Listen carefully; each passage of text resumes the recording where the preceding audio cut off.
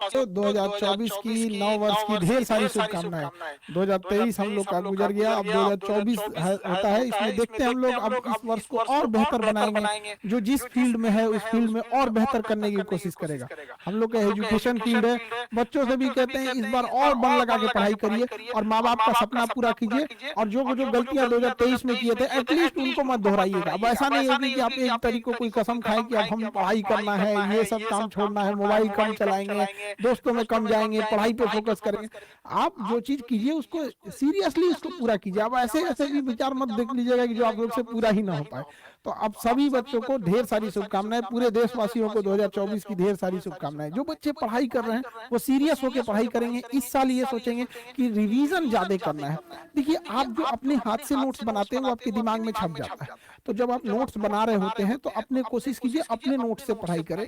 और अगर आप कोई बुक पढ़ रहे हैं या पीडीएफ पढ़ रहे हैं तो वहां क्या होता है कि पूरी किताब ऐसी नहीं होती है कि आपको याद हो जाती है। कुछ कुछ चीज उसमें भूलती है। जो चीज ज्यादा भूलती है उसको आप क्या कीजिए, अंडरलाइन कीजिए या हाइलाइटर लगाइए और उसको बार बार रिवीजन कीजिए। देखिए, पढ़ने से रिजल्ट नहीं होगा, जितना आप रिवीजन करेंगे उससे रिजल्ट होगा।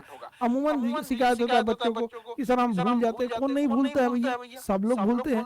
रिवीजन जो आप करते रहेंगे वो नहीं भूलेंगे। इसलिए ज्यादा फोकस करना चाहिए और गर्ल्स को ज्यादा सीरियस होकर पढ़ना चाहिए। क्योंकि गर्ल्स के साथ क्या है ना कि समाज भी बड़ा वो होता है, पेट्रियोटिक सोसाइटी है। बच्चों को पढ़ने के लिए लड़कों को तो ज्यादा समय मिलेगा, लड़कियों को समय कम देते हैं लोग वहाँ पे। और अगर आप एक बार फेल हो गए तो गार्जियन आपको दोबारा मौका नहीं देगा, बल्कि शादी करा के भेज देगा यहाँ पे। तो बहुत समस्या होता है लड़कियों के साथ। अब जो लड़कियां होंगी इस चीज को पर्सनली फील कर रही होंगी क्या तकलीफ होता है। गार्जियन उन लड़कियों से पूछते हैं 6 महीना भेजे नहीं पढ़ने के लिए, कब होगा, इतना दिन से तैयारी कर रही हो, कितना समय लगेगा, उनका बेटा का नौकरी हो गया। ये बड़ा तकलीफ देता है एक बच्चों को, चाहे वो लड़का हो या लड़की हो। बड़ी तकलीफ देता है, सपना टूटता है जब बच्चे आते हैं पढ़ाई की उम्मीद लेके। कभी कुछ चीजें हो जाती है, कभी कभी पेपर लीक हो जाता है, तो कभी एग्जाम से वैकेंसी टाइम से वैकेंसी नहीं आएगी, कभी टाइम से एग्जाम नहीं होगा। ये बातें गार्जियन नहीं समझ पाते और इसकी बलि चढ़ जाती है लड़कियां यहाँ पे। हालांकि अगर आप देखेंगे तो लड़कियों का जो सोशल मीडिया पे जितना वैल्यू है, जितना रेस्पेक्ट से लोग बात करते हैं, जितना उसको होता है, जमीनी धरातल पे वो हो जाए तो लड़कियों के लिए कोई दिक्कत ही नहीं होगा। लेकिन अमूमन ये देखा जाता है कि उनके लिए बड़ी बड़ी बातें तो करते हैं, धरातल पे वो नहीं होता है। स्कूल कॉलेज में उतनी सेफ्टी से नहीं जा पाती। ये सारी चीजों का ध्यान में रखना चाहिए यहाँ पे। और लड़कियों को भी करना है कि फोकस कीजिए अपने पढ़ाई पे, दुनियादारी को छोड़ छाड़ के जितना जल्दी हो सके सक्सेस होके निकलिए आप लोग। इस साल समाज में हम लोग को कुछ बदलाव भी लाना जरूरी है। महिलाओं पे जो अत्याचार हो जाने लगते थे, हम लोग अपनी बहन के लिए शेर बन जाते हैं कि कोई कुछ नहीं कर सकता हमारी बहन को। और वही पता नहीं क्यों हमारे समाज में लोग दूसरी बहन के लिए कुत्ता बन जाते हैं। क्या करेंगे हम चमचमाते हुए इन हाईवे को लेकर, लड़कियां महफूज घूम सके ऐसी एक गली बनवा दें। तो इस साल हम लोग अपने देश में, समाज में, अगल बगल में भी कुछ बदलाव लाने की कोशिश करेंगे। और स्टूडेंट हो या कोई भी हो, हमें अपने से बदलाव लाना पड़ेगा। यहाँ पर हमें पढ़ाई के प्रति फोकस रखना पड़ेगा। समाज में देखिएगा आपसी द्वेष इतना ज्यादा बढ़ गया है जिसका कोई हद नहीं। हर इंसान एक दूसरे को पीछे गिराने में लगा हुआ है। कोई किसी की बुराई कर रहा है, कोई किसी को उल्टा सीधा बोल रहा है, लड़ाई झगड़ा खून खराबे, ये सब चीजें एकदम मतलब देश इसके लिए अच्छी बात नहीं होती, किसी भी सभ्य देश के लिए। ये यंगस्टर में थोड़ा सा ज्यादा है क्योंकि आप लोग का खून गर्म होता है। अब गर्म खून को पढ़ाई के प्रति लगाइए, सेना में जाइए, वहाँ देश के प्रति लगाइए, आपस में लड़ाई झगड़े में लगाएंगे यहाँ पे। खैर हम लोग भी बचपन में बहुत लड़ाई झगड़ा किया है, लेकिन एक समय आने के बाद हम लोग को भी लगता है कि नहीं आप लोग को नहीं करना चाहिए। हालांकि उस समय हम लोग को भी टीचर समझाते थे लड़ाई झगड़ा नहीं करो, पढ़ाई पे ध्यान दो। तो हम लोग को लगता है कि टीचर क्यों नहीं समझा रहे हैं। अब हम आप लोग को समझा रहे हैं यहाँ पे। तो बच्चों लेकिन सीरियस लेना चाहिए, क्योंकि अगर पढ़ाई नहीं करेंगे तो एक समय आएगा कि सारे लोग आपका साथ छोड़ देंगे। जाते ही शमशान में मिट गई सारी लकीर, एक ही पास जल रहे थे राजा और फकीर। तो जितना इस समाज में लोग बन जाए, यहाँ पे जाना यही तो है, किसी को कब्रिस्तान जाना है तो किसी को शमशान जाना है। दोनों हाथ से बटोरने में लगे हुए हैं हम लोग खाली हाथ जाने के लिए। हम लोग समाज में ना आचार्य रजनीश थे, अब तो नहीं रहे। उनका एक बड़ा प्रचलित एक कथन था कि शमशान घाट और कब्रिस्तान अगर समाज के हमारे शहर के बीच में अगर रहता, तो अगर ऐसे बीच में रहता तो इससे लोग डेली डरते और देखते कि यही हमारा लास्ट में हमें यही आना है। बट हमारे यहाँ क्या है ना कि वो सब शहर के लास्ट में होते हैं। तो लोग को कभी कभी जाना होता है, देखना होता है, वरना अगर ये सब चीजें बीच में रहती तो लोग जरूर डरते हैं यहाँ पे।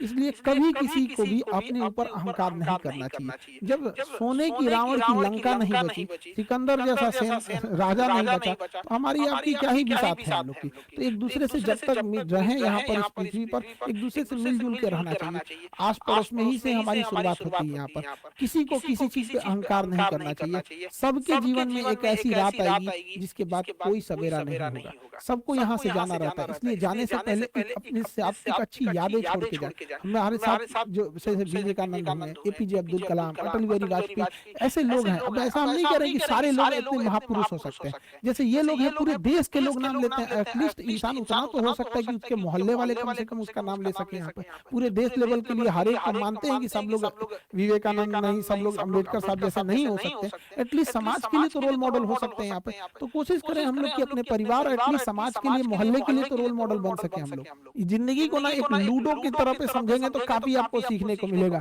हम लोग जब लूडो खेलते हैं ना तो उम्मीद करते हैं 6 आएगा, लेकिन एक भी आता है ना तो चलना पड़ता है। जिंदगी में भी यही होता है, उम्मीदें बहुत होती हैं, थोड़ा भी मिलता है तो चलना पड़ता है हम लोग को।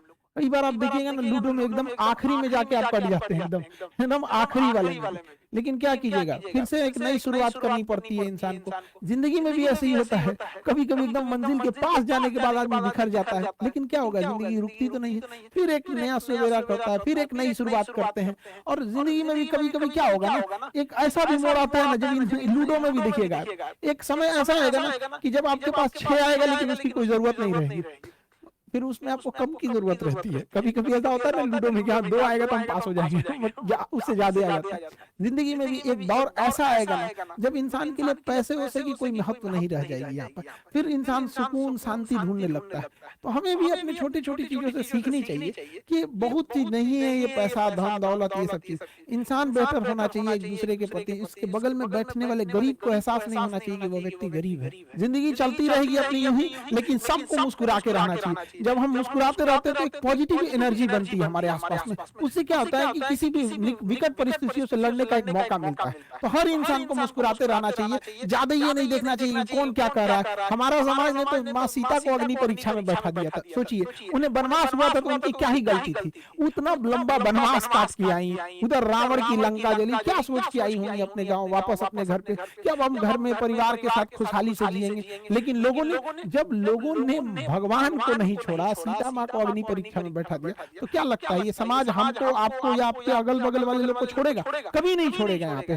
और आप सभी देश वालों का ढेर सारा प्यार मिला, आप लोगों का इतना सपोर्ट मिला कि हम लोग जब हम टेक्नोलॉजी से हम लोग एकदम गए गुजरे आदमी हैं, लेकिन इतना भी आप लोग का सपोर्ट रहा कि जब हम लोग शुरू किए थे तो कभी ये नहीं सोचे थे कि दुनिया का सबसे बड़ा एजुकेशन चैनल बन जाएंगे।